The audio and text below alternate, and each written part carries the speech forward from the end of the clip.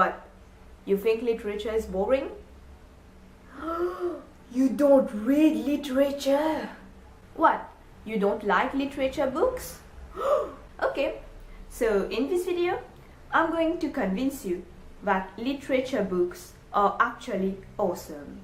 First of all, literature books are cheap. Most of the time, you'll get 100% discount, $0.00 on Amazon. So why not? If you're obsessed with books, like me, then books are never enough, right? Even if you don't buy them on Amazon and download them instead, then go ahead. Your conscience won't feel bad, and that's because most of the authors are already dead. No offense, but they don't need you to go and buy their books so that they can earn their living. What they need right now is recognition. So they need you to share their stories because authors love to be remembered. There's a quote by J.K. Rowling that I really like that goes like, if you don't like to read, you haven't found the right book. Let me twist the quote a little bit. If you don't like to read literature,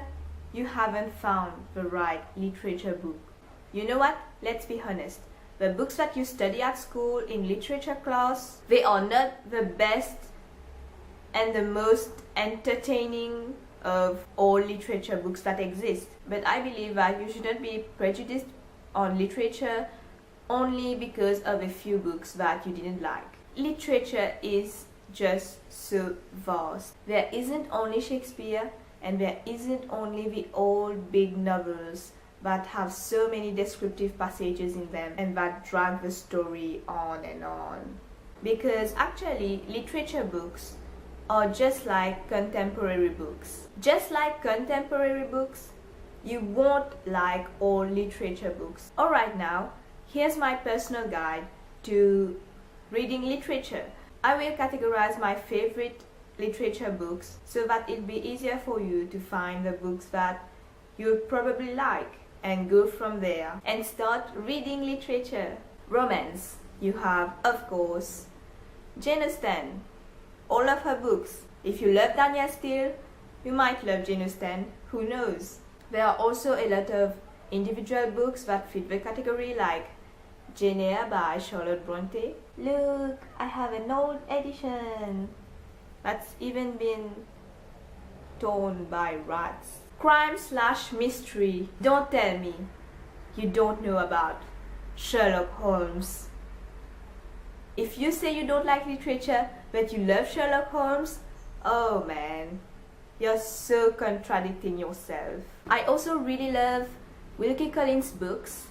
I read The Moonstone and recently The Woman in White, and wow, they should definitely be the inspirations of modern day crime mystery authors. Collins' plot twists are just amazing. Sci-fi. If you love sci-fi books, I recommend H.G. Wells. He actually writes really short novels, like a few hundred pages, so it's very quick to read and it's amazing as well. My favorite is The Time Machine.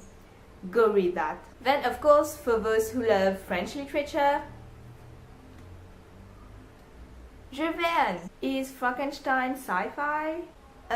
Frankenstein is actually categorized as horror, but I didn't find that it was horror. It was more like science fiction and humanities mixed together. And yeah, about horror, I actually don't have any books under this category. Sorry, but I'm not interested in horror books. That's why. It's just not my style in literature. You see, that's exactly how you have to pick your literature books. You don't have to read all, you don't have to like them all. Just read what you think might be interesting for you. Then come back and tell me that yes, literature is not boring. Fantasy. Tolkien, Lord of the Rings, Hobbit, it's literature.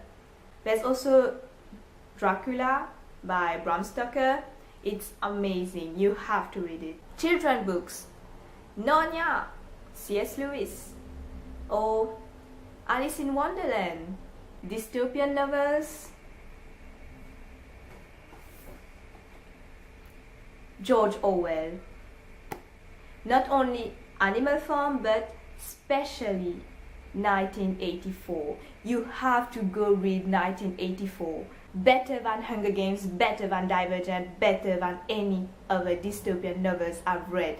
And Animal Farm is dystopian in the animal version.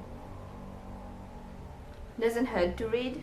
Also, if you like serious stuff like feminism, you have Thérèse Desquerou, which is a French book, but I'm sure the English version is here somewhere. Racism, A Passage to India, To Kill a Mockingbird, of course. Politics, Machiavelli. And then, of course, those books that you can't just categorize, that are just epic. Les Miserables, of course. Actually, all of Victor Hugo's works are epic. I've read Les Miserables and Notre-Dame de Paris, and I'm not sure how to categorize Wuthering Heights by Emily Bronte, because it's kind of like supernatural mixed with romance, mixed with so many things that it's so amazing. Read it. Oh, and of course, The Great Gatsby by Fitzgerald. Yes, you have to read it. And then watch the movie as well. Alright, so that's the end. Share this video with those who think they don't like to read literature. And don't forget to thumbs up and subscribe, and I'll see you later. Bye.